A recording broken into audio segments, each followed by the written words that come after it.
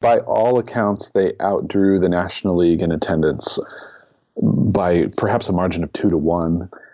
It was funny, as the first and maybe only time in baseball history, every day in the newspapers or every week in the newspapers, they had next to the standings of the Players League or the National League, they had the attendance standings.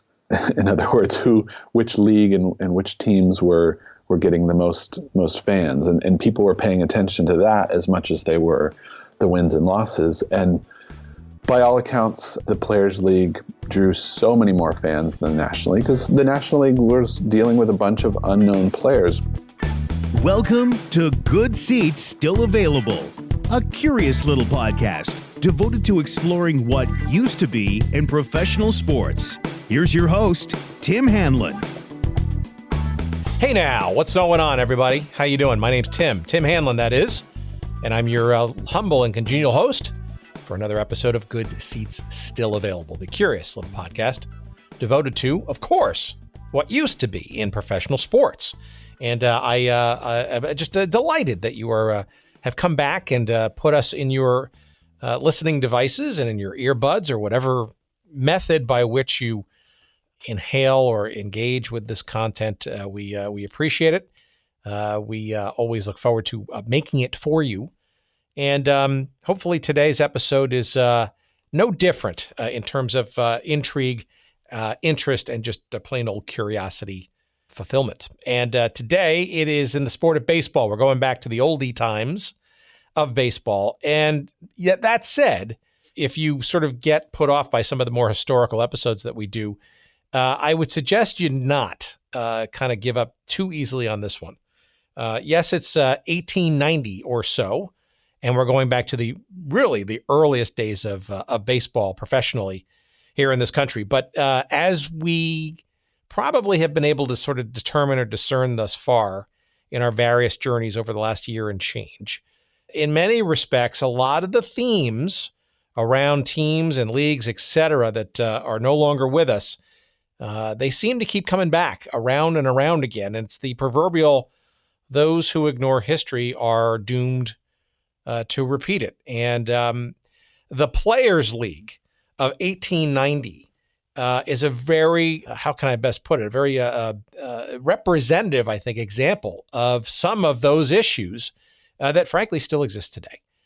In particular, the issue around the reserve clause, certainly something not just germane only to the sport of baseball, but has been something bedeviling all of pro sports through much of its modern day existences in the 19th, the 20th, and now the 21st centuries. The idea, the notion that players have rights and can be more in control of where their services can be delivered and recompensed.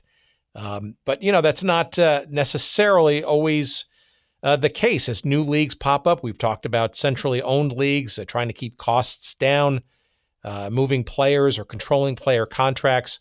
You could argue in the many, many decades earlier in baseball's life, the idea that collusion amongst various owners was in the air, so to speak, whether it was unwritten or unspoken.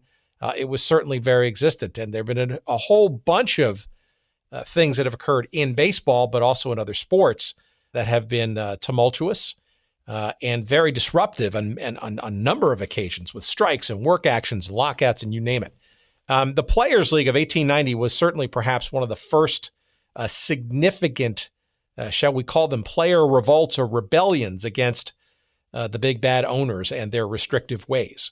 And our conversation today is with author Bob Ross. No, not the guy from the old PBS art show, The Joy of Painting, although he would have been a very interesting guest in his own right, obviously not for sports, but just like, for example, what was going on with that fro of his and his constant cheery attitude. I guess something that was always a curiosity to me when watching him on the old PBS days back in the 70s.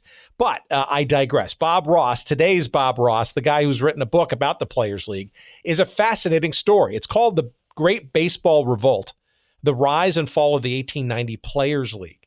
And if you have any interest in sort of how labor exists today, why players get the kind of money they get today, how owners and players have gotten along, or frankly, in many cases, have not gotten along over the many decades and centuries, this is a very intriguing episode for you to listen to, learn from, and enjoy with our guest, Bob Ross, the author of The Great Baseball Revolt, The Rise and Fall of the 1890 Players League. I encourage you to listen and enjoy that in a couple of seconds. A couple of promo items to get out of the way. I want to remind you that sportshistorycollectibles.com is absolutely the best place to find sports memorabilia of all kinds, shapes, and sizes from various teams and leagues that are no longer in existence, and frankly, a bunch of them that are, but perhaps are in different incarnations and whatnot. Give a look over at sportshistorycollectibles.com, and if you find something you really like, and I'm pretty sure you're going to find something of interest that you just might be on the fence about buying, well, here's maybe a way to tip the scales in your favor, and frankly, a little bit in our favor. Use the promo code GOODSEATS at checkout. Why? Well, because you're going to get 15% off your purchases. SportsHistoryCollectibles.com. Use that promo code GOODSEATS, and you will get, courtesy of our friend Dean Mitchell and the proprietor of SportsHistoryCollectibles.com, 15% off your purchases. Thank you to Dean. Thank you to SportsHistoryCollectibles.com, and thank you for giving them a try. I think you'll enjoy them, and bookmark them and go back early and often, as they say, and I'm sure you're going to find some stuff, if not now, certainly later, as more inventory and items come available. Again, SportsHistoryCollectibles.com, promo code GOODSEATS. And of course, we want you to try an audiobook from Audible. audibletrial.com/goodseats. It is free for 1 month and a free audiobook download. You're going to get that when you use the website, audibletrial.com/goodseats. Audiobooks are awesome. 180,000 titles to choose from. You've heard this before. You can cancel at any time. Let me repeat that. You can cancel at any time. It's no risk. You will risk nothing. Give a listen to an audiobook. Try it out for yourself. Guaranteed you're going to find a book that's interesting to you, and try to, give it a listen and get through it. And I believe once you're about halfway through the process, you're going to realize that it's a wonderful way to catch up on all the reading that you've been meaning to do, but frankly just don't have the time to do, but you can listen to. And that's what audiobooks are about. And Audible is by far the best purveyor of such. And again, audibletrial.com/goodseats is the place to go to give it a try for yourself. And again, get a free month's subscription to the Audible service. And most interestingly and most importantly, a free audiobook download of any of the 180,000 titles to choose from for you to listen to and to enjoy. Thanks for giving them a try. audibletrial.com/goodseats. All right, promotional banter is now complete. And now we move on to the fun and exciting part of our conversation with Bob Ross, author of The Great Baseball Revolt, The Rise and the Fall of the 1890 Players League. This is interesting stuff about baseball history coming up. Please enjoy.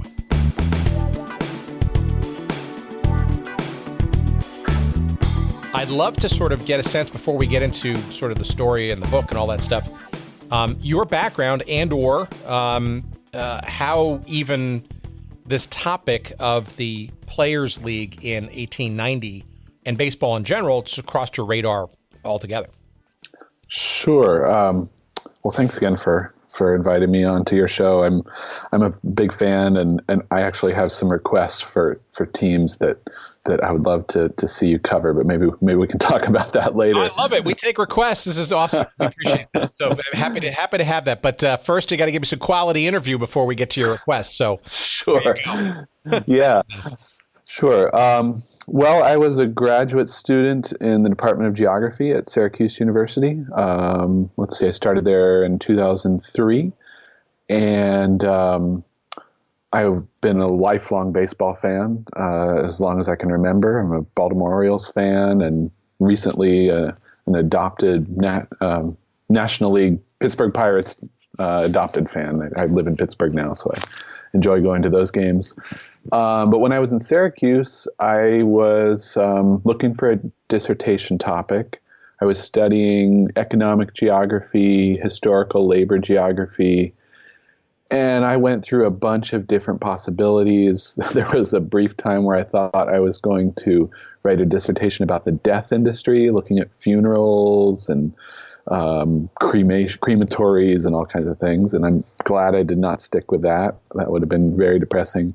I thought about looking at the trucking industry. And basically, I wanted to look at an industry from a political economy, geographic perspective. I was studying Marxist geography at the time with a wonderful professor named Don Mitchell.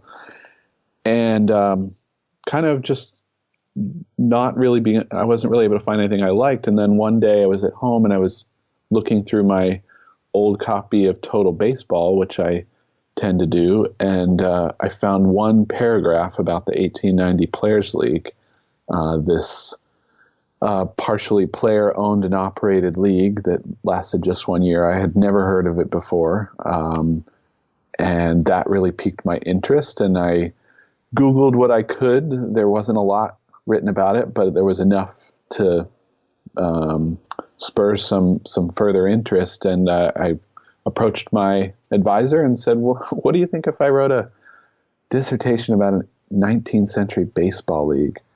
And he kind of looked at me funny and he said, well, if it's good and it's critical and it's well researched, I don't see a problem with that.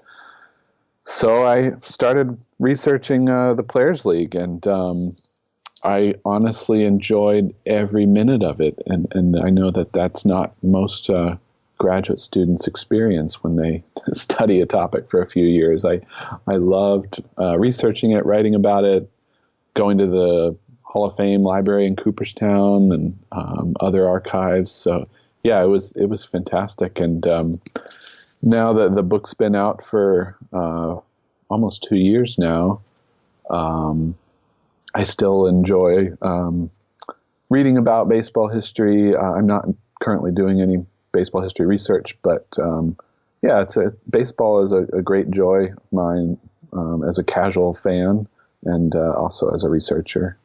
Well, you wouldn't be the first person to ever have been caught guilty of stealing some time, either to kill off time or avoid other chores or responsibilities in life by dreaming away in the various pages of Total Baseball, for sure.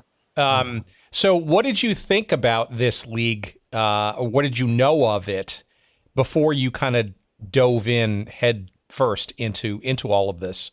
What were your impressions? What was your thinking? What was your understanding, I guess, before you got involved? And then maybe take us on the journey as to how you became involved, sort of the process, I guess, to which you unearthed the story, which we'll eventually get to. Mm-hmm. Yeah, I think what interested me first was the apparent, I don't want to say radical nature, because it wasn't radical, but it was a labor-oriented league, a self-titled working class league, and that's debatable whether it actually was, but just the fact that it was this league made up of unionized baseball players who wanted to share a greater portion of the value that they were creating. And so as this young graduate student who was interested in Marxist theory and labor politics, it was really exciting that a sport that I've loved my whole life had this long forgotten, buried chapter in its history. So I had that sort of just general notion of the league when I started. I didn't really know what had motivated the players. I honestly hadn't studied 19th century baseball at all. I watched Ken Burns' documentary a long time ago, but I didn't have any expertise in 19th century baseball or even really baseball history beyond just reading what I was interested in. But I started digging into it, and I started looking through old newspapers. I started figuring out where there were archives of primary source material, and I found that most of that stuff was in Cooperstown and also at the New York Public Library in the Albert Spalding collection. And just sort of like followed all the trails from there. I researched it for probably 2 or 3 years before I wrote the dissertation. And then after the dissertation, a few years later, I did a couple more years of research and writing and ended up publishing the book in 2016. Well, it's interesting. It almost feels like it almost was maybe an advantage of not sort of being a, I guess, saber card carrying baseball researcher / historian, right? I mean, it sounds like you were approaching this obviously from an academic perspective, which is one thing, but more from an economics and labor and union kind of background and concept versus sort of the asterisk in baseball history and the stats and all that kind of stuff, right? Yeah, I think you're right. And I hate to put it this way, but I was using the league to try to make some larger academic theoretical points about the relationship between economics and geography and labor and capital and all that sort of thing. But it was great to embark on a research project like that, where I'm also just massively interested as a fan in baseball history. But yeah, I wasn't one of those folks who could like answer trivia questions about the 1887 Cleveland team's backup shortstop, or even their starting shortstop. But to me, that's especially interesting, right? Because frankly, a lot of the history around this league that you're talking about, or we're going to talk about, and the lead up to it, and frankly, some of the legacy issues, although not necessarily fully understood and or remembered, right, actually are very, very important still today in this day and age when we get to things like the reserve clause. I mean, at the end of the day, right, the National League of the 1880s, right, from which this Players League emanated from, a little bit of the American Association too, but it was really kind of, I think, a story about the beginnings of what professionalism, quote unquote, looked like in the sport of baseball, a relatively new idea at the time, and a struggle, I guess, to figure out what a quote unquote business model was going to look like for a sport that was ostensibly, until maybe 1880, really an amateur pursuit, right? Yeah, exactly. And I think it went even beyond sports. The theater was becoming really popular then, and not just like high culture theater, but the theater as something to do on a Friday or Saturday night for ordinary folks. And the theater was also struggling with how do we make this profitable while also drawing upon extraordinarily talented workers, namely the actors. And so there was there were parallel developments going on with the theater. And as I wrote about in the book, some of the players were deeply involved in the theater in one way or another, either as sort of part-time actors or, as we'll talk about with John Ward, he was married to one of the most famous actresses at the time. So I think it was this kind of problem or development in sort of the entertainment industry more generally of how can we professionalize this and to some extent mass produce it for large audiences and make money at that. And it was a struggle and to some extent still is today. Yeah, I mean, and there are numerous examples. Obviously, the arts, the entertainment industry, advertising, a space that I've been in for a whole bunch of years professionally, right? It's sort of this collision, and often inelegant collision between art and commerce. And I guess the art, in this case, right, is a group of talented men, in a sport that had some popularity and was of interest to people to pay for and to watch and to enjoy. And frankly, like a lot of artistic pursuits or entertainment businesses, if you will, or fledgling businesses, right? The economics, right, are clearly part of the mix. If not early on in the earliest days, they certainly make themselves manifest relatively quickly when things get even more popular and people show a propensity to pay for them. And I suspect that maybe is, and we've heard this in some of our previous conversations, some of which you may have heard or not quite yet, around, I hear time and time again, and whether it's a recently departed league or even in the past, there's one of the themes that keeps echoing is businessmen, mostly men, of course, in this day and age. But looking at this as there's something good here, people are willing to pay and or pay attention to it. What's the business here, and how can I maximize it? And I suspect that was a relatively ragtag and Wild West, so to speak, in the years prior to 1890 when this Players League actually came about. Yeah, it was, and there was also a tension between folks who wanted to keep baseball in their eyes pure, and by pure they meant mostly an amateur game and an amateur game for gentlemen. That's really where baseball had its origins in America, as this kind of gentleman's sport where different clubs would play one another in the same way that, rich folks go and play golf together today, maybe not super competitively or certainly not because of the money. But as baseball became more popular, as you suggested, people discovered that people would pay to see these players play. And as the players started realizing, hey, they're paying to see us play, not to see my boss send us out on the field, the players in the 1870s, late 1860s and 1870s, really took a lot of control of the sport and would move from one team to another, sometimes month to month.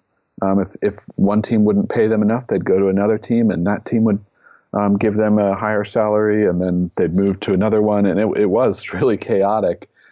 And players the best players were making a good amount of money, but the owners couldn't figure out how they could capture these players and keep them from just jumping from one team to another. And so when the National League emerged in 1876, it soon developed, certainly within the first about 5 years of its existence, as the most successful and really the first successful means by which a group of owners, investors, could make money off of this very popular sport and basically increase revenues without increasing salary.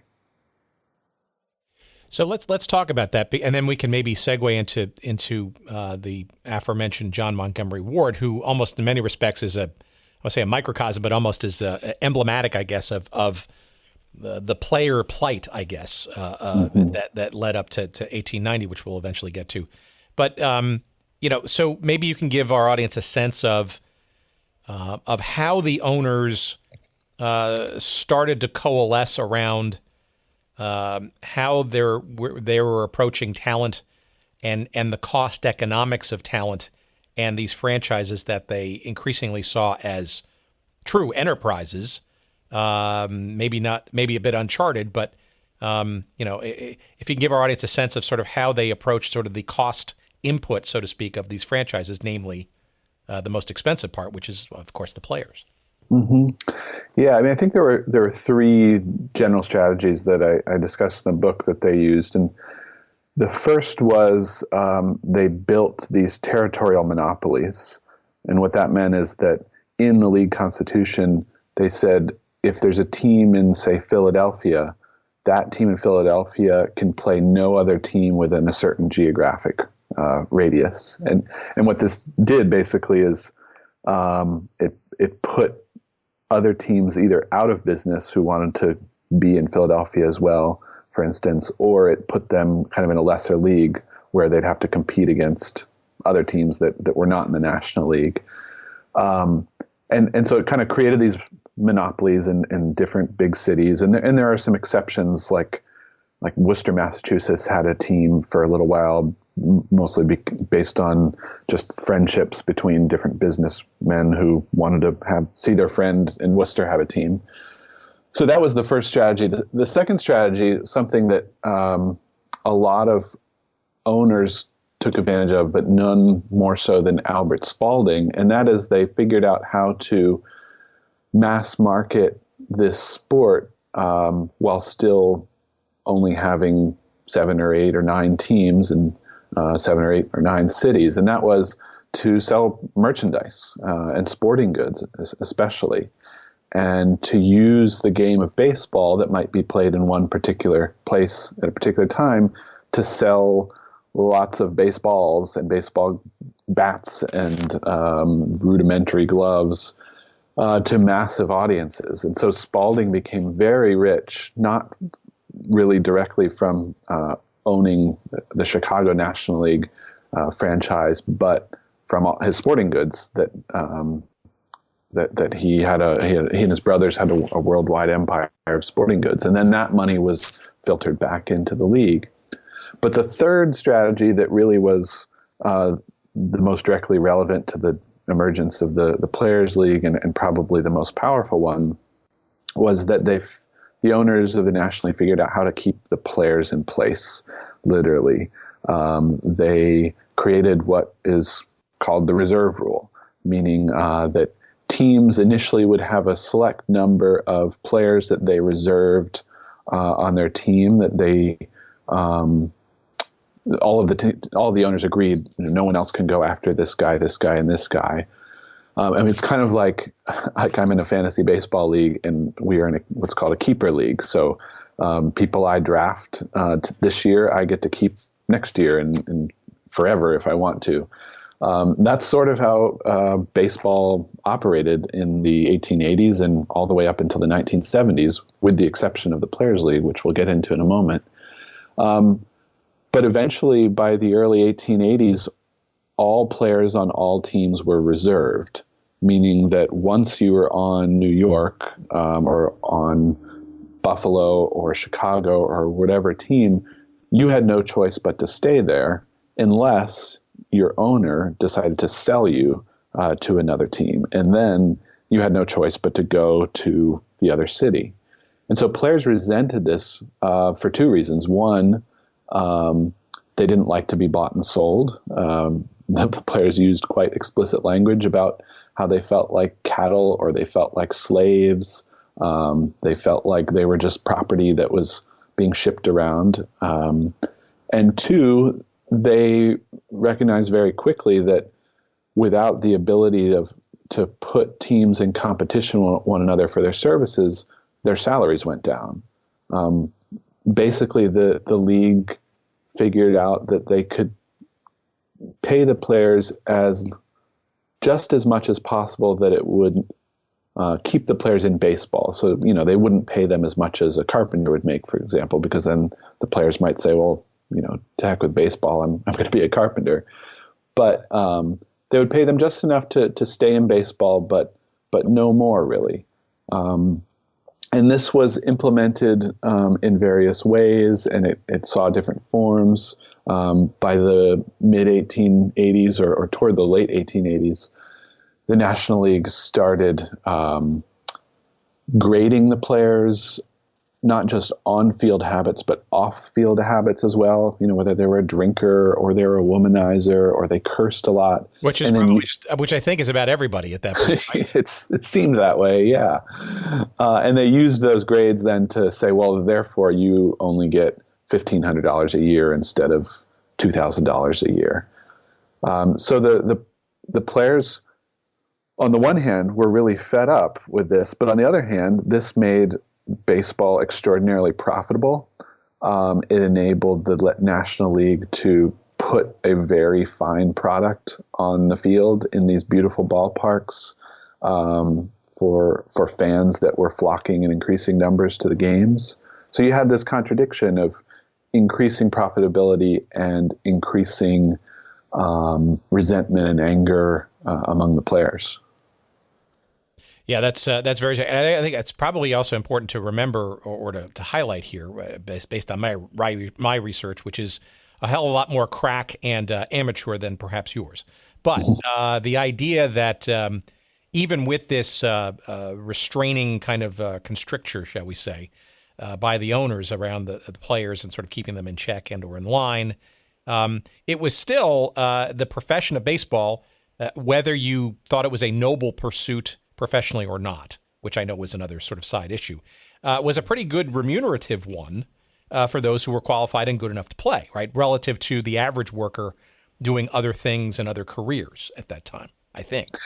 Yeah, definitely. And so these players were, I did the calculations when I wrote the book.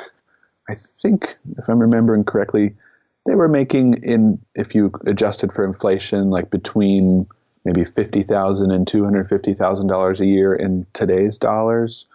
And actually those figures would probably be a little different because that was a few years ago when I calculated that. So they were not impoverished by any stretch of the imagination. They were doing fine. In some respects, they were wealthy, but not obscenely wealthy like today's athletes. Many of the players had to take second jobs in the off season. And then if they were injured, they would have their pay deducted. So there wasn't much insurance. There certainly wasn't any pension plan. So they had a relatively precarious, yet relatively comfortable existence as players. And they were celebrities to a certain extent. And they weren't. And this is in the midst of the 1880s when there were major labor campaigns going on. People were still working in factories and coal mines and had jobs that were tremendously more difficult and dangerous than playing baseball for a living. But the players still saw themselves as working men. They saw themselves as exploited. They saw themselves as part of a class of workers that was pitted against a class of capitalists, as they saw it in their language. And they thought just as any other working man deserves as much pay as they can get, and as much value as they create, they do as well. And they also saw that baseball was making a tremendous amount of money, and they thought to themselves, why is it the owners that are keeping this when it is us who are the reason that people come out to see baseball games? Well, let's segue into Monty Ward, formerly known as John Montgomery Ward, or John Ward, because he's in many respects, I think, almost a personification of this, shall we say, growing collective angst, perhaps, amongst the players. And he's an interesting cat. We don't need to necessarily go into his statistics and his background, and obviously he's a member of the Hall of Fame and all that kind of stuff. Quite a great player. But he almost, it's very interesting because circa 1885, right, which, as you saw in my notes, I put an exclamation point next to, somewhat of a Renaissance man in that, in the midst of being one of the better players of his day. He's graduating from Columbia Law School. Yeah. Not an easy sort of feat, I would imagine. But why, so I think that's obviously crucial, though, to the importance of Ward amongst what you just described, and perhaps using that legal education almost as a, dare I say, as an inaugural or initial patron saint of unionization? Yeah, I think that's definitely a good way of putting it. Certainly for the sport of baseball, he was the reason, or the primary reason that a union was created in the first place. And he was such an interesting character. He was universally respected and liked. I mean, you never would read an owner saying a bad word about him, even in the midst of the Players League struggle when other folks within baseball weren't talking to one another, or they were just every day lambasting one another in the press. But everyone loved John Ward. I can't even think of a contemporary example of someone who would be as equally well respected. He was this gentleman. He was well spoken. He was well educated. he was also a self-made man. He has such an interesting life. He grew up in Bellefonte, Pennsylvania, near State College, and he went to Penn State, which was then sort of more of a boarding school, high school, and he was actually kicked out of Penn State for stealing chickens from the neighboring farm. But then he figured out how to get back on his feet, started playing baseball, and once he was in New York playing in the National League for the team that would eventually be called the Giants, he enrolled in Columbia. Why not get a law degree while you're playing professional baseball as one of the best baseball players? And so, he also wrote a book about baseball while he was a player. He often wrote articles in the newspapers and magazines of the day. And, he had just everyone's attention, really. People would listen to what he had to say. They'd read what he wrote. And the players really followed his lead. I don't think I've read anything that any player has ever said negative about him. So he was this perfect leader and perfect ambassador for baseball. And he really threw a curve. That's sort of a cheap pun, but he threw a curve, literally and figuratively, into the National League in terms of this being a representative of the players against the wishes of the owners. Because if the players hadn't had a leader such as Ward, the National League may have had an easier time saying, well, you're all a bunch of drunks and you're uneducated, you don't know what you're talking about. But because Ward kind of led the players into their first union, which we can talk about, and then into the Players League, it was more difficult for the National League to combat the players' interests, at least in the press, because they had to show respect for Ward. There was no way around it. I guess, I don't know, I'm trying to think of any player recently or currently who has that kind of respect. And I don't know, maybe like Michael Jordan or someone like that. It's also not just as a player and the respective managers and fellow players, but obviously it's also that with I guess respect accorded to intelligence and leadership skills and maybe thinking sort of longer term and strategically versus sort of being a champion and or a general on the field, so to speak, in the heat of play and battle. But so, all right, maybe and by the way, you kids out there, if you didn't sort of catch that sort of double entendre there, by many accounts, Ward is credited, although I'm sure it's hotly debated in the Sabre circles, and it's not for me to say. I'm not a Sabre, baseball stats geek. I just play one on television, right? But he's widely credited with either inventing or perfecting or advancing the art of the curveball. So that's literally the part, but figuratively, maybe it's time to sort of get into the lead up to this thing called the Brotherhood of Professional Baseball Players, which ostensibly, by my understanding, was the mechanism by which Ward, the players, and then ultimately this breakaway league kind of put things in motion, so to speak, to, shall we say, push the issue that we've been talking about. Mm-hmm. Yeah, so the Brotherhood of Professional Baseball Players was the first union in baseball history, and it formed in 1885, initially by the players on the New York Giants. Ward was chief among them. All of the players on the Giants joined this union. It was secret at first, and so they organized other players, often on the ball field. So a runner gets on first base, and the first baseman for New York would talk to the runner about it. They'd go to the saloons after the game and talk about the union. They'd have secret meetings in Cleveland or in Chicago. And little by little, they got most of the players in the National League by 1886 to join this union. When they finally published their existence, when they went public as a union, the National League refused to recognize them. They wouldn't meet with them. But the union really just they wanted to be recognized. They wanted to, one of the biggest issues initially was to not be bought or sold. They didn't want a salary cap. They didn't want to be reserved.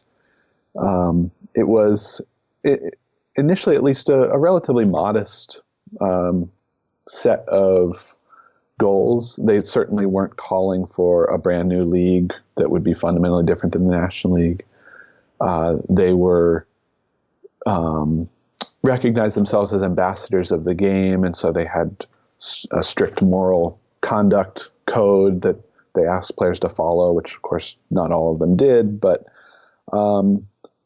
they were, despite all that, they were really ignored by the National League, and kind of just the National League owners just turned their nose up on them and hoped that they would go away, which they didn't, at least not for a while.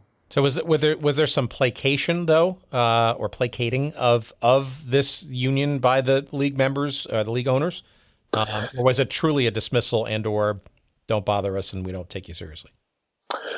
Well, as time went on in the 1880s, first there was, I guess you could call it placation. They would agree to meet with them, or they'd say, "Well, it's July. Let's meet in November." And so they'd agree to meet in November. And then by November, the National League owners would have already issued their contracts for the next year. So any meeting with the union would be sort of useless. Or sometimes they'd get a little concession here and there. But basically, the National League was just trying to, if they couldn't get rid of them, just make them irrelevant. And so there was a sense among the players by 1888, 1889 that, and really even as early as 1887, that the National League's not going to take us seriously. Our owners aren't interested in bargaining with us or doing any sort of negotiation. So we're going to have to start perhaps taking things into our own hands. Well, it seems though, and again, I'm going through sort of, historical points along the the years here. And I, obviously, if I'm incorrect, I'm happy to be corrected. But it almost feels like in 1888 or so, and I know, again, baseball historians will know that the New York Giants of the National League at that time won the not only the National League pennant, but I guess the de facto or the precursor to what is now the World Series, and there's debate about that. But they beat the American Association's St. Louis Browns, their champion. In that sort of, I guess they call it the Dovray Cup, which is actually ironically named after Ward's wife, as hinted at earlier. But it almost feels like that the owners kind of perhaps picked the wrong guy to kind of push the issue, because the Giants, the owners, sold or attempted to sell Mr. Ward to the Washington Nationals. Again, this is coming off of a championship banner season with some great players and Ward among them. So taking that as assumed fact, is there, based on your knowledge, was there a reason why Ward in particular was being sold in the off season? Was it maybe a signal to be sent because of his stirring up, I guess, and the creation or helping create the Brotherhood? Or was this just an example of the overall horse trading that was going on in the league in general? Those are good questions. I don't know if there's a definitive historical answer to them. Ward was certainly getting mixed signals. The 1888-1889 offseason was very interesting. Albert Spalding decided that he wanted to promote the game of baseball internationally.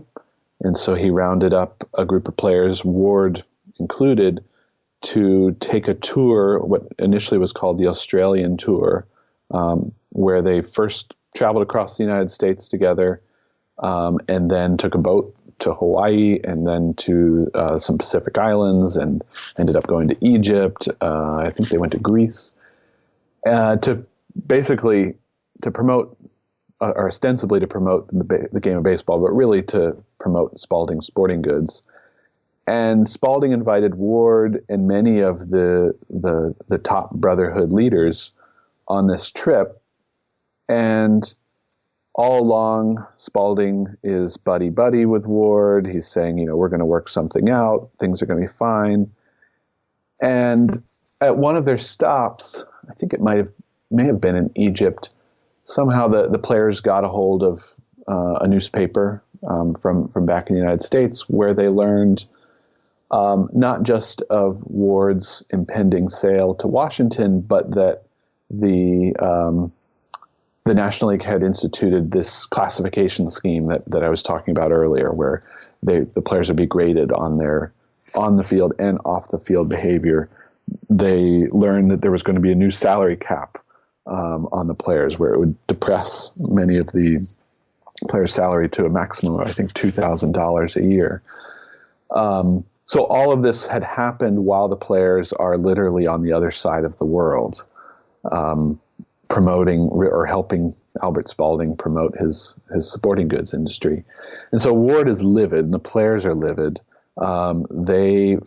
Ward at least gets off the boat, finds a way to come home, and they begin planning in secret then, not just a strike, although they talked about that possibility in 1889, a player strike, but they started planning for something altogether different, a whole new enterprise that would, they hoped, leave the National League really in the dust. Yeah, so that was, you sort of answered a bit of my next question was, wouldn't a strike action be the most logical and perhaps most easily achieved activity versus what ultimately Ward wound up working towards, which was actually literally a separate bolt from league in direct competition? Yeah, so there was a lot of debate among the Brotherhood members of whether to strike. They talked about striking on the 4th of July. The 4th of July was usually the most attended set of games all season. Every team would play a doubleheader, a double admission doubleheader, and crowds would be beyond capacity.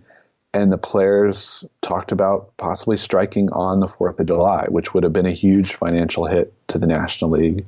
Certainly would have gotten a message across to the National League. But for reasons in particular that we don't know yet, because we don't know all of the conversations that were going on among the players, they decided, let's not have a strike, let's do something even bigger. And that was to create a whole new league, which turned out to be the Players League.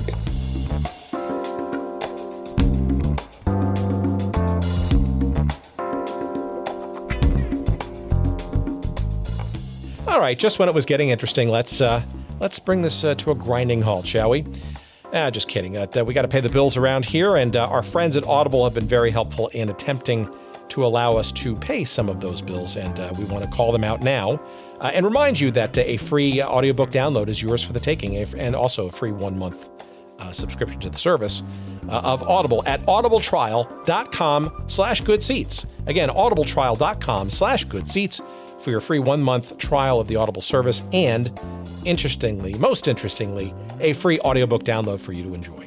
180,000 titles and growing every day to choose from, and there's absolutely no excuse to not find at least one title amongst that cavernous selection available to you that you won't find to be enjoyable and good for the soul, including a couple of books that might be interesting to our audience. And yes, some new ones, frankly, that I'm finally listening to. One that I'm listening to right now is by Carson Cunningham. It's narrated by Paul Bamer, and it's called Underbelly Hoops, Adventures in the CBA, a.k.a. the Crazy Basketball Association, which is really, of course, about the Continental Basketball Association, which for many years was sort of this ragtag minor league of the NBA. And it's a book I'm about 2 chapters into right now, and hopefully maybe a guest will get for a future episode. Also, in my queue, next up is another guest that I'd like to get. And her book that she wrote is also narrated by her. Her name is Jeannie Buss. And of course, Jeannie is the daughter of Jerry Buss, of course, the wildly successful founder of the Los Angeles Lakers and the LA Forum. And Jeannie is clearly today the brains behind the Los Angeles Lakers today. She and her brothers were active, of course, in things like, along with her father, World Team Tennis, the Major Indoor Soccer League with the LA Lasers, all kinds of stuff. So her book is next on my list. That's called Laker Girl, and that too is available on Audible. And again, it's one of the many thousands of titles that you can choose from when you go to audibletrial.com/goodseats. And again, you too can get your free audiobook download to give it a try, perhaps one of those 2, or perhaps one of the other 180,000 titles available to you as well. Give it a try, audibletrial.com/goodseats. Thanks for listening, and back to our conversation.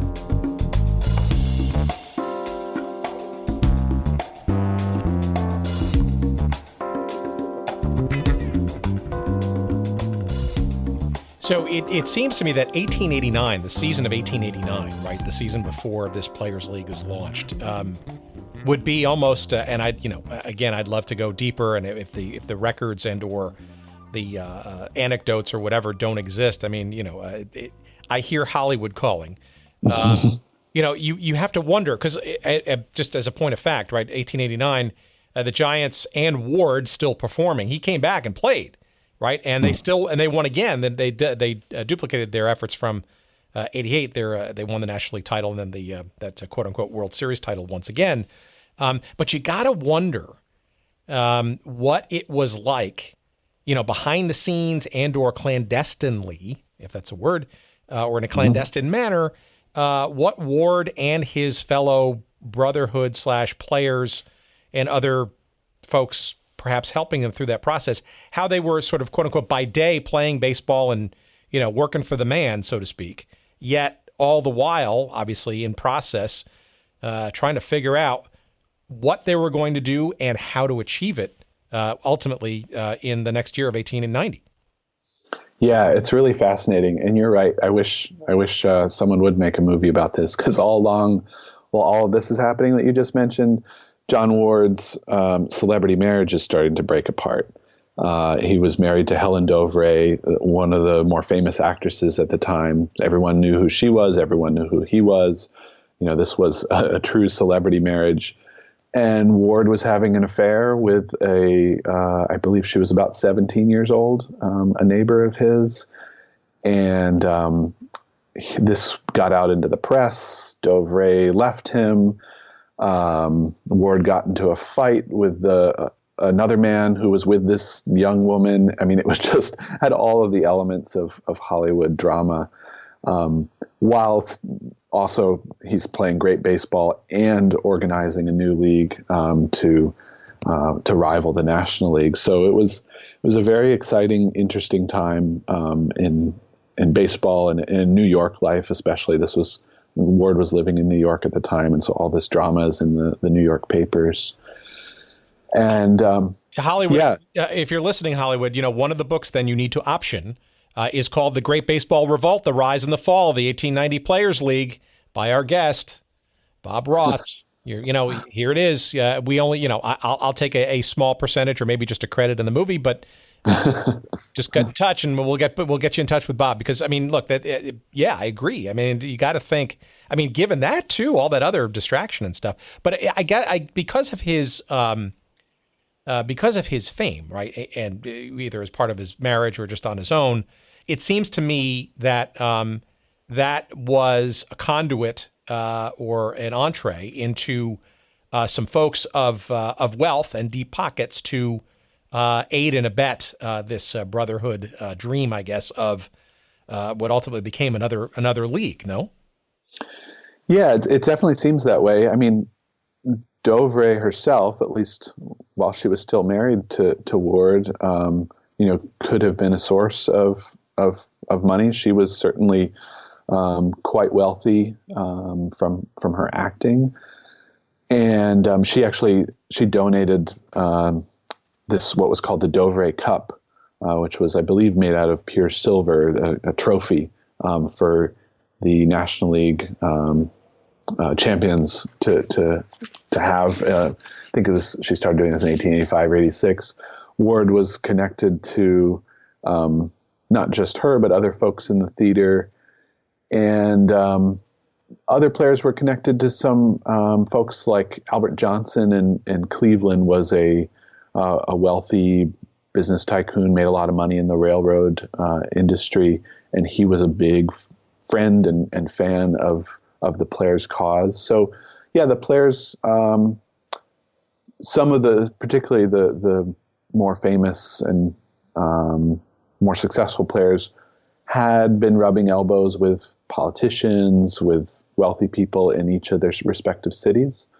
So this was certainly gave the players the idea and the reality that, maybe they could start up a whole new league to rival the National League. Well, indeed, that's what happened, and I guess maybe this is a good next step in the conversation to kind of get us into the months just prior and the beginnings of the 1890 season, when this Players League actually launches. There's eight teams. You got teams in Boston and Brooklyn and New York, the Chicago Pirates, Philadelphia Athletics, the Pittsburgh Burgers, real original name there, the Cleveland Infants, and the Buffalo Bisons. Maybe a little bit of, scene setting for maybe how this league sort of was announced and or what the quality of play was. And it seems like a good hefty portion of the top talent in the National League bolted to bring their services to this brand new spanking Players League in 1890. Mm-hmm.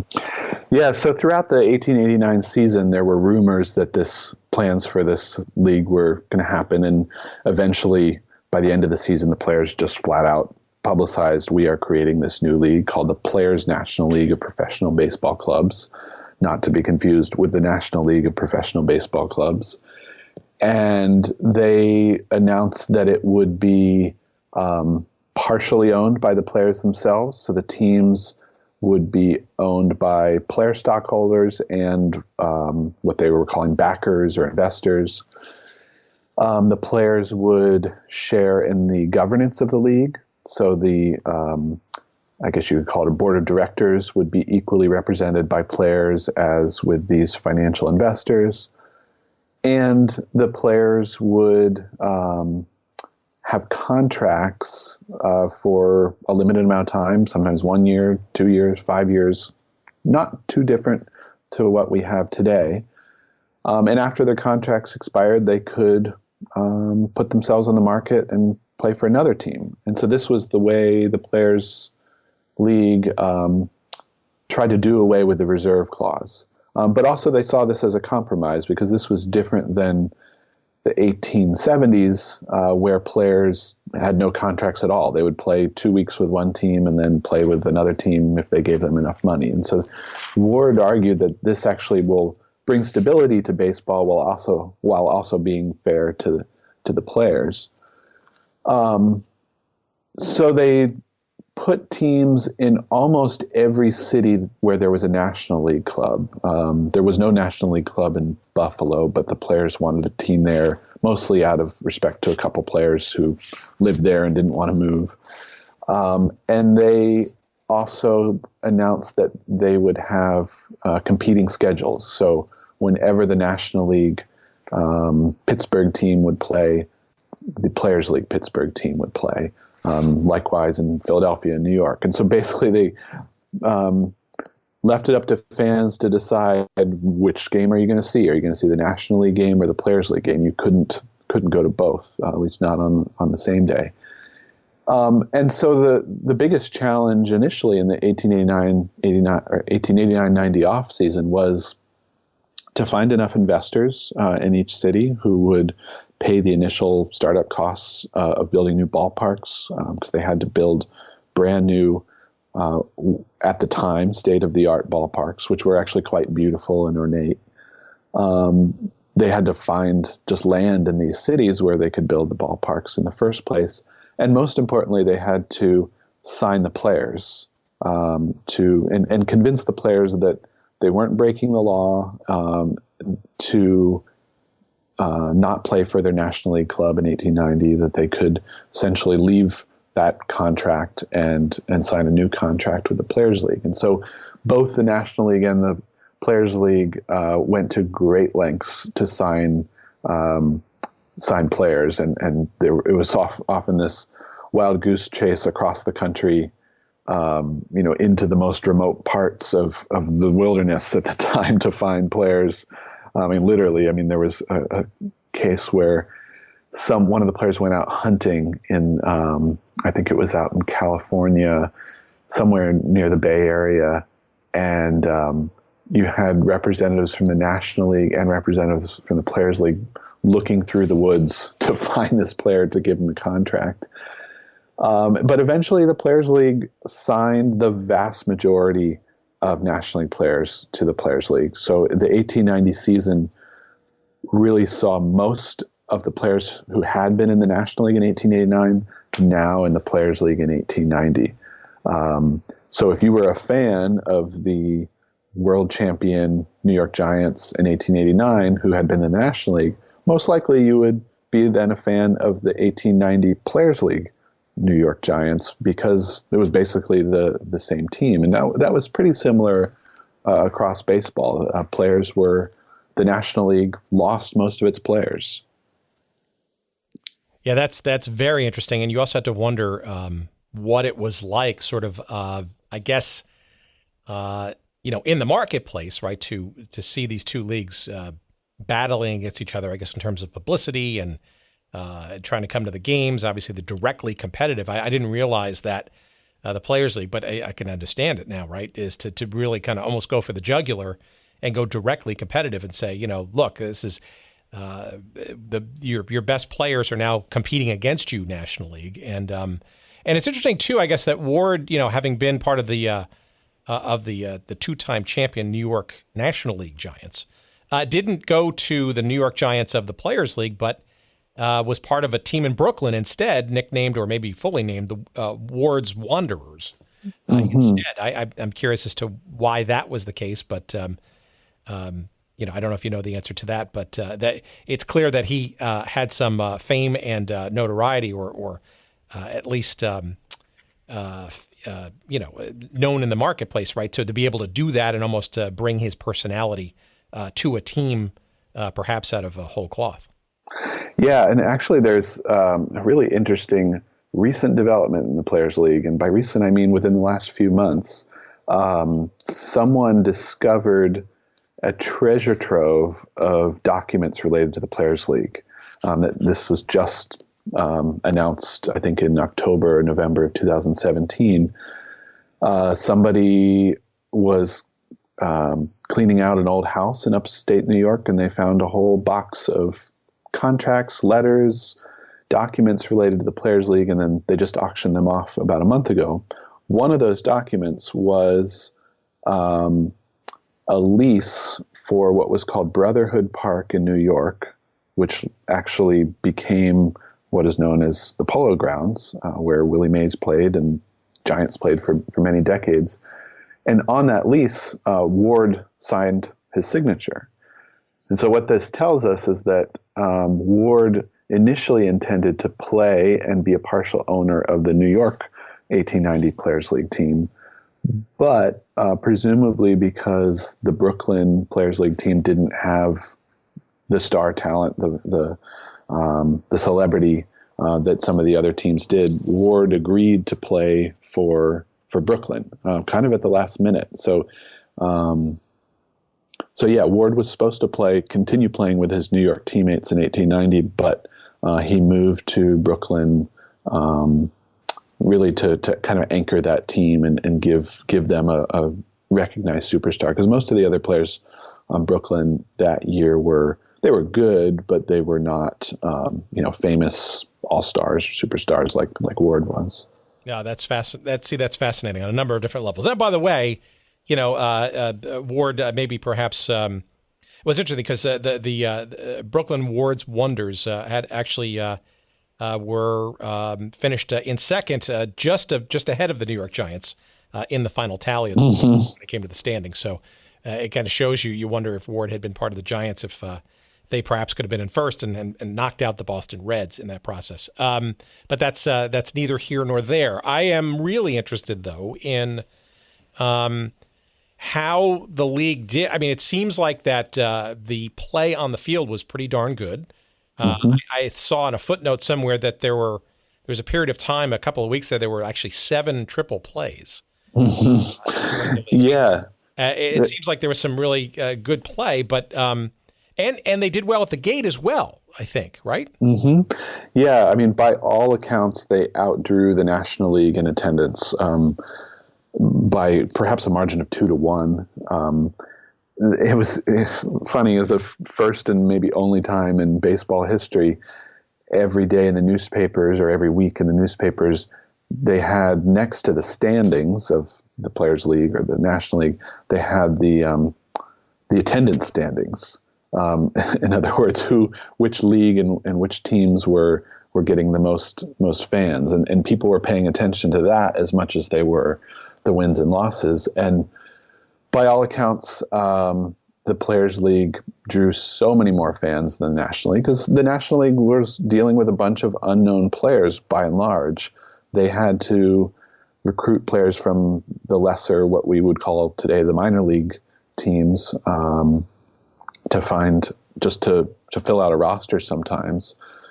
So the Players League had a better product on the field. They had newer ballparks, which by all accounts were also more comfortable, better looking, more stylish, and certainly newer. And the play, was great. They had lots of exciting games. There were great defensive plays, which was, I think, kind of a bigger deal then than it is now. Now, we're impressed by home runs and maybe, 98 mile per hour fastballs. Then defense was really celebrated. And that was part of Ward's popularity, is that he was a terrific shortstop, as well, he was a pitcher initially and then turned into a shortstop. And there was great base running, which was also a very important part of the game. Home runs weren't that important. And in fact, one of the interesting things that I learned while doing this research is, particularly when I was reading newspaper accounts about the new ballparks that the Players League created, one of the selling points that the reporters would mention about a lot of the ballparks is they'd say things like, the outfield is so big, they're certainly not to lose any balls from home runs. In other words, like, come see baseball here because you won't see home runs, which, home runs were not as, they certainly weren't as common, and they weren't, it wasn't what people came to see. They came to see defense and good base running, clever play. And by all accounts, the Players League had that. And this was despite a shaky beginning of the season in terms of weather. It was unseasonably cold through much of the Northeast in 1890. It rained a lot. So that depressed attendance figures a little bit, presumably. And, it just made the play a little bit weaker across baseball, whatever league you're part of, just because the fields would be muddy and the players were cold. But about around June or the end of May, the weather got a lot warmer, and once they were in the clear in terms of the weather, the Players League ballparks filled up, and the National League ballparks were sometimes near empty. Like Pittsburgh played a game. They're debating accounts of this. Some people have said that there were as few as 18 people at this one game. I could only find a record of as little as 150 people, but in any case, the National League was losing lots of money, and certainly more than the Players League was.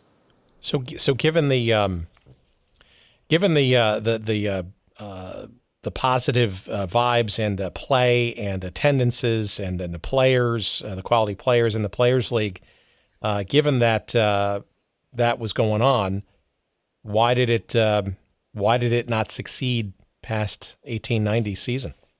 It's a great question. And lots of people have had different hypotheses about this.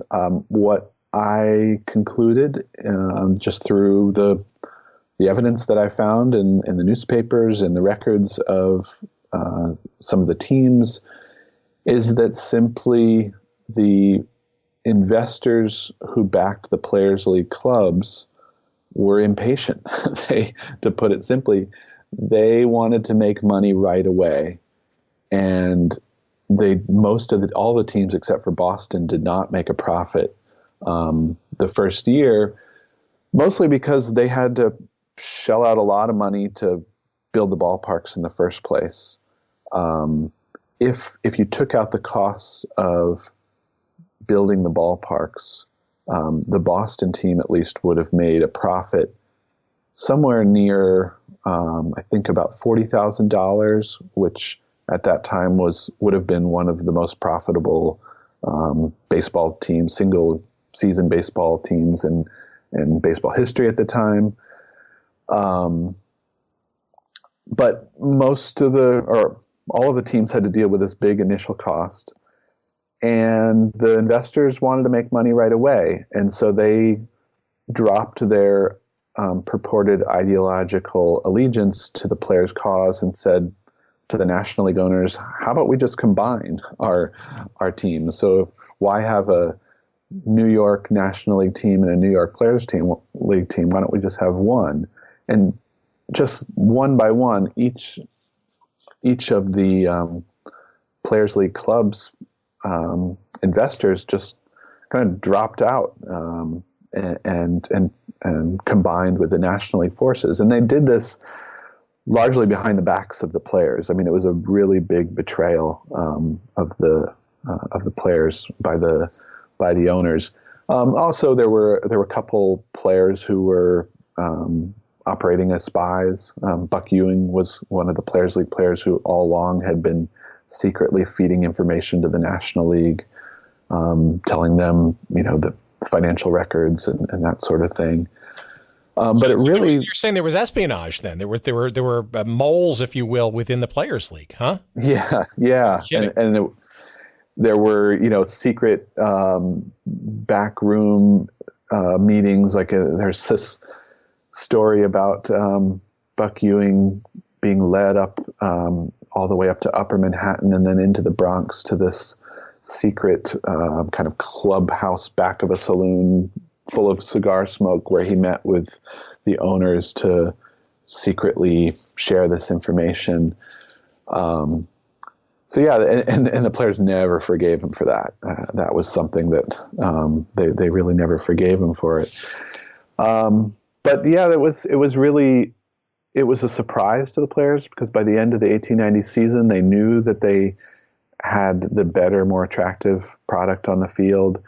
The Players League, after the season ended, purchased a few of the people involved in the Players League purchased the Cincinnati club from the National League, which was one of the most profitable clubs in the National League. So they saw this as a big coup. Everything was in place for the Players League to go forward, and in their eyes, perhaps they could have put the National League out of business. But the Players League investors didn't want to continue to battle with the National League. They didn't want to continue to compete with them. They wanted to get their money back more quickly. So many of them just sold out to the National League. Others just combined forces. And by January of 1891, the Players League had folded, which came as a surprise to a lot of people and a source of deep anger and sadness for the players, especially John Ward. I mean, John Ward was just absolutely devastated that this project that he had put so much of his life into had just collapsed almost all of a sudden. Do you sense that some of the backers of the Players League, the financial backers, some or all of them, or a couple of them, had foresight that they ultimately would benefit somehow, even if this league sort of didn't go much further than a couple of seasons, that they ultimately would be made whole and then some by somehow forcing a sale or a merger or something with the National League, almost to the point maybe where maybe even some of the National League owners helped prop up some of those things? Or am I just putting a conspiracy theory in the mix of this? No, that's a good question. I mean, there's certainly some of the Players League backers said later that, they had visions of millions of dollars when they started out. How they were going to get those millions of dollars, they didn't exactly detail, but that's quite possible. I mean, I think above everything else, like, they were businessmen, they were investors, they were looking to make money. And even though in the 1890 offseason, they publicized their participation in the Players League as if it were kind of this noble charitable cause, like, I believe in the players' struggle and they deserve this, and et cetera, et cetera. It was a business endeavor for them. And I mean, you could argue that to the extent that the National League was a relatively exclusive club of baseball owners, maybe some of the Players League owners felt like, this maybe could be my way into that club by first getting involved in the Players League and then getting into the National League that way. I think that's a reasonable hypothesis. Yeah, and I think that's the only reason I throw that out is just informed by some of the conversations that we've had over the many months of. We're talking about things even more recent, but challenger leagues, whether it be the AFL in football or the USFL in football or the WHA in hockey or the ABA certainly in basketball, right? These are, it's one thing to challenge and,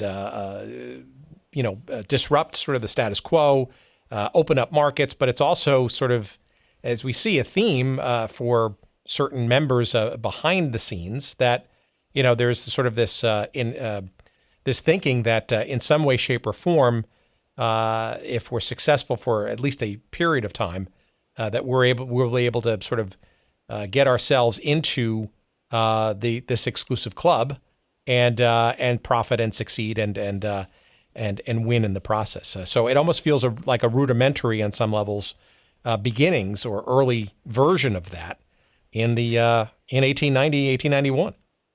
Yeah, I think you're right. I think you're absolutely right. And regardless of the intentions of the owners, the Players League owners, it at least set an example that this apparent monopoly, that is the National League, could be challenged and could be successfully challenged. And so I think actually, even though the initial legacy of the Players League was that the National League returned to power even stronger than before, and the American Association went out of business very soon after the Players League folded. And the National League had really sole supremacy over baseball for a time. It wasn't that long later, about a decade later, that the American League was formed. And I think what the Players League demonstrated is that there was room for a league like the American League. There were opportunities for at least, if not long-term, short-term gain for people who might compete with the National League. And of course, the Federal League, about 15 years after the American League, emerges as a rival league to the National League. And so, yeah, I think the Players League certainly was instructive in that regard for investors who wanted to make money, that you didn't have to, as you said, and as you're illustrating with your show and so many other different sports, you don't have to get into the big league, the major league, necessarily to start making money off of the sport. All right. Well, as we round third base and head to home in our interview here, not to strain an analogy, but why don't maybe you can give us a little bit of your perspective as to the legacy perhaps of this league. It's clear, right, that not only in baseball but sports generally, this issue of the player as labor, so to speak, versus oftentimes different perspectives and or motivations of quote unquote management. These are issues that are about as modern and current as they were, oddly, back in the day. Have things gotten better or worse? Are there any sort of learnings and or things that can be taken from this very interesting chapter in baseball that are either, that are applicable today or perhaps being ignored? As they say, people who ignore history are doomed to repeat it. What is your takeaway vis-a-vis today's modern game? It seems to me like there are some issues that are just as relevant as they were back then. I think so. I think there's a lot of relevance still today, and I think it stretches beyond sports. I mean, I wrote this in the first place in part motivated just by the idea that workers deserve to be paid for the value that they create, that workers need to struggle for that value.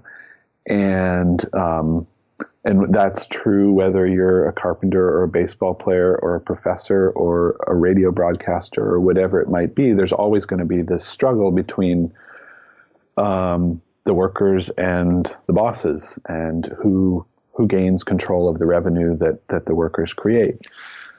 So I think it's eternally relevant in that sense, as long as we have that economic system in place.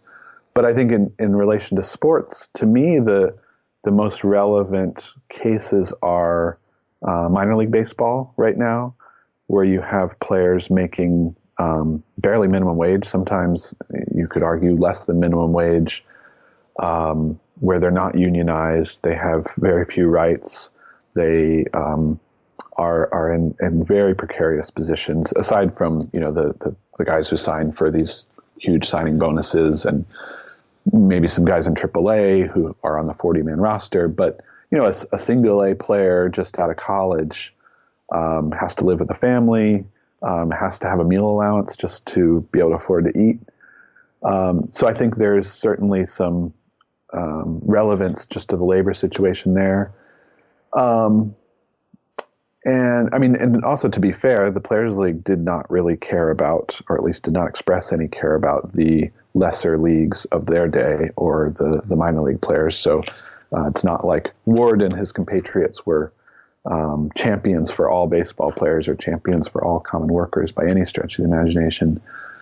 But I think that the second case where it's really relevant is in college sports, where you have debates around whether these college athletes, particularly in basketball and football, should be paid for the work that they do. They are certainly creating millions and millions of dollars for TV networks, for these universities. And of course, the universities aren't allowed to buy them a hamburger lest they be sanctioned by the NCAA. Of course, they're given tuition scholarships and living expenses and that sort of thing. But I think that struggle and those debates over athletes and the money they generate versus the money that they're paid, I think that NCAA struggle right now is quite parallel to the Players League struggle. Of course, there's lots of differences. It's a completely different time and different structures and different sports. But I'm hoping, that this book will, if it does nothing else, hopefully it'll entertain some people and inform people, but I hope it also helps people to think differently about how workers, entertainers, athletes are compensated for the work they do versus the revenue that their labor generates. Well, this conversation has informed and entertained me immensely. Here's your chance to promote it. So why don't you, in your own words, give us the title, the publisher, and where it's available and all that kind of good stuff. Sure. It's called The Great Baseball Revolt, The Rise and Fall of the 1890 Players League. It was published by the University of Nebraska Press. You can purchase it on Amazon. You can purchase it directly from the University of Nebraska Press's website, probably Barnes & Nobles and anywhere else where books are sold. It's a relatively quick and easy read. It's about 200 and something pages. I loved writing it. I'll shamelessly say that I also love rereading it. I was just, before we talked, I was rereading parts of it. I think it's will be an entertaining read, informative read for people who are interested in baseball history or labor history or the combination of the two, or who are interested in just 19th century American life. There's some drama, there's some action, there's a little bit of color and a little bit of economics as well, and even some geography. So I really loved it, and I hope your listeners might enjoy it as well. And again, friends in Hollywood, if you're listening and you're looking for, frankly, something more original than reheating a 1970s sitcom or something and trying to make a movie franchise out of it. This is, I think this is a story, at least as factually told, that probably has some creative license hooks, for sure. If you think about like the 1889, prelude to the 1890 Players League season and stuff, you wonder and can imagine some of the great storytelling and or drama that, or frankly, even comedy, I guess, that could be brought to bear on that. So I'm sure Professor Ross would be very excited to talk to you about the rights to that story and tell you in much more detail. And we highly encourage it. And you know what? I'll tell you this, Bob. I'm amazed at who listens to this. And as we sort of grow incrementally each week, we haven't really done a whole lot of publicity, and maybe we'll start ramping that up in the months to come. But I'm just amazed at how this permeates various sort of nooks and crannies of the world. I look at the world map and some of the countries that have listened to this silly little show, which is pretty amazing to me. But literally, I do get inquiries and questions and queries about certain topics, or we stumble across something, and I got to think that there's going to be somebody out there at some point over time who might be more interested. And I hope maybe this conversation has piqued that interest, or maybe introduced it for the first time. And you never know. So hopefully it'll live on, and maybe some further and good things will come from it. And just remember that I will always get 10%. Just kidding. But Bob, thank you. This has been awesome. I've learned a tremendous amount. This has been a hugely educational, but also fun journey. I appreciate your taking time to walk me and our listeners through it. Oh, you're welcome. And I really appreciate you and the show that you've created and for inviting me onto it. It's been a true pleasure and honor to talk with you.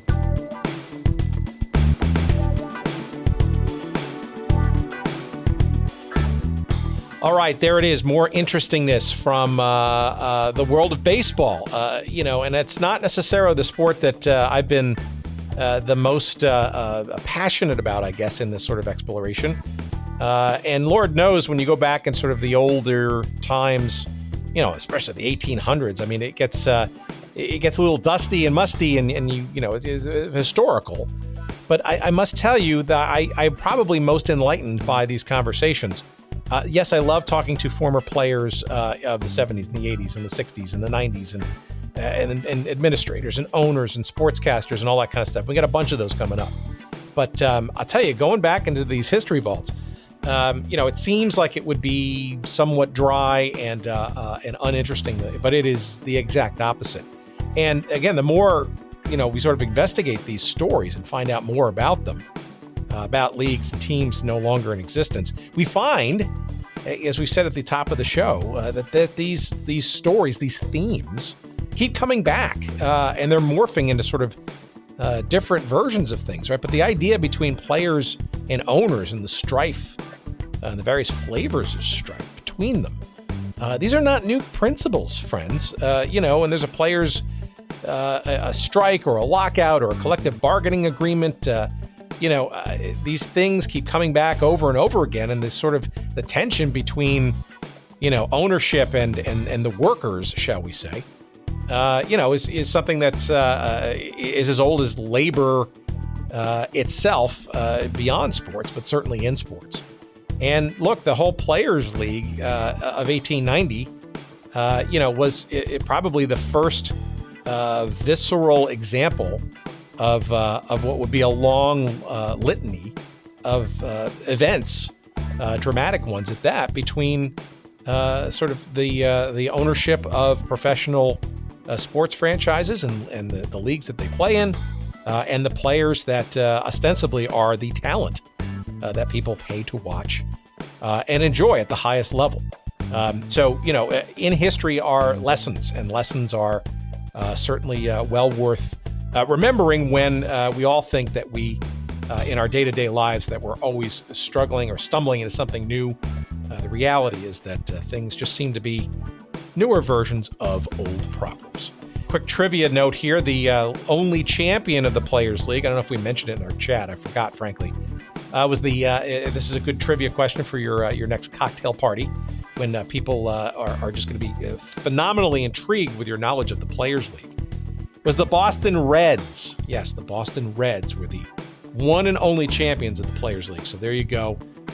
Have an extra drink on me at your next cocktail party when you win the trivia contest with that one. All right, let's remind you again that the book is called The Great Baseball Revolt. It is written by our friend Bob Ross. It is subtitled The Rise and Fall of the 1890 Players League. It is on the imprint of our friends at the University of Nebraska Press, who we seem to be relying on a lot lately. And boy, oh boy, what a treasure trove of titles that they've had. We've got a few more of their authors coming up, and we are promised a whole bunch of new titles coming up later on this year. So our new friends at the University of Nebraska Press, we love helping promote some of their books and their authors, and they've been all great conversations, and we thank our friend Rosemary Sikora and her team for all of their efforts in that. You can buy that book, of course, wherever fine books are found, but we, of course, encourage you to go to our website, goodseatsstillavailable.com, search up the episode number 57 with Bob Ross, and you'll see a whole bunch of links there. You'll see some great pictures and some imagery and some little synopsis of the show, but also, importantly, you'll find a couple of links to the book. And of course, if you click on that link, go through Amazon, we'll get a few shekels for your doing so. So that's always a good place, by the way, if you want to check out a book or a CD or a DVD or some other form of media that we mention or promote here on the show. Make sure to go to goodseatsstillavailable.com, search up that episode that said product or item was mentioned on, and likely we'll have a link there, and that's always a good way to help support the show. We always encourage you, of course, to check out our social media feeds in addition to our website. Twitter, that's at GoodSeatsStill. You'll find us on Instagram at GoodSeatsStillAvailable. On Facebook, yes, there's a page devoted to us there. We have not deleted Facebook yet, although we certainly are tempted sometimes. But for now, we have a page there. So look up Good Seats Still Available. You'll find us there. And last but not least, thank you to our friends at Podfly Productions, podfly.net, and of course, the one, the only good doctor, Jerry Payne, who painstakingly, to stretch a word there, does a tremendous job in helping put this little show together. We thank you, Jerry, as well as his colleagues, Eric McGay and Corey Coates and David Gregerson. Podfly Productions, check them out. If you want a podcast, the place to do it is Podfly Productions, and you'll find them at podfly.net. All right, I'm done. Thank you so much for listening. Great stuff coming up later in the weeks to come. Stay tuned. Make sure your feed is set to us, and tell your friends to subscribe as well. We appreciate it. We'll see you soon next week, hopefully. Take care, everybody.